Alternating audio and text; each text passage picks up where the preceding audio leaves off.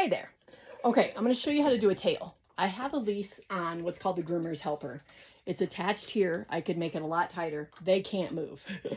It is ridiculously expensive and worth every single penny. Okay, to do the tail, we're going to fan it out. Let's see. You're going to see better this way. My arms won't be blocking you. So I'm going to have her stand. And again, this is why you want your doodles to be able to stand and stay there until you tell them they can sit. You're going to get the hair to kind of part down on each side on the tail. And I'm going to brush it, which she will not like. You want to be very gentle in brushing the tail. It hurts them. It's a very tender area, especially if you haven't socialized them into having their tail brushed. Elise puts up with it, but she definitely looks at you with the look of disdain. She has that look down. Stand. There are pillows, actually, believe it or not, that you can buy, Elise, that make them stand, that basically go into their stomach and they can just like sit down on it.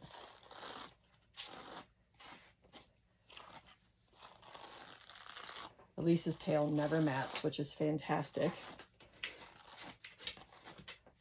Come here. Okay. So now I brushed it. I'm going to get all of the hair to fan down.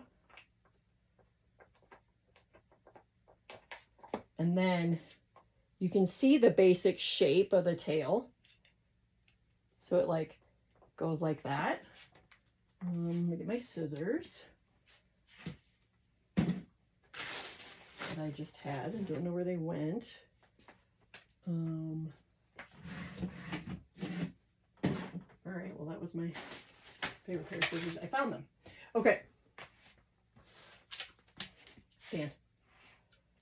So first of all, right by the tush, we're going to trim that up.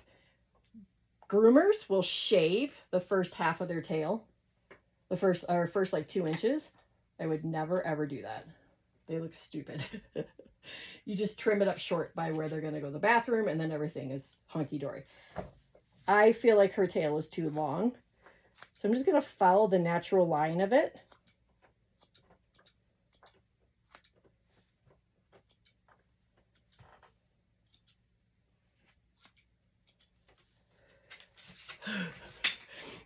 And she's going to tell me how she feels by sitting down, and I'm going to pull it back up. Stand, baby girl. You're okay. And see, like, if that hair wasn't this hair wasn't pulled down all the way, so it's too long and not following the line. So now it does.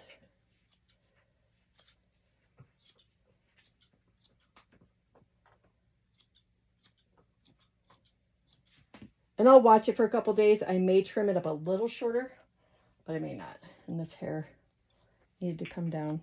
It's hard to part the hair on a tail, believe it or not. When you're cutting them, this hair right back here in the back of the leg gets really long, really fast. I always pull that out up to just right above the elbow because their little elbows make it stick out. And I keep that hair pretty short there. And then, of course, to do the legs, I have my curved shears, or to do the foot, I mean. And the idea is to not have the toenails show, but you don't want them to get those clown feet. And then the other thing, this hair gets really long, so I lift it up. I pull it out straight. You can also buzz them. Kind of feels awkward on the leg because it's a very bony area. You can see. And of course, I'm going to go right up to the pads and get those pads very short. Everything's short right up to the pads. That was a toenail, so we're not going to cut that. All right, hope this helped.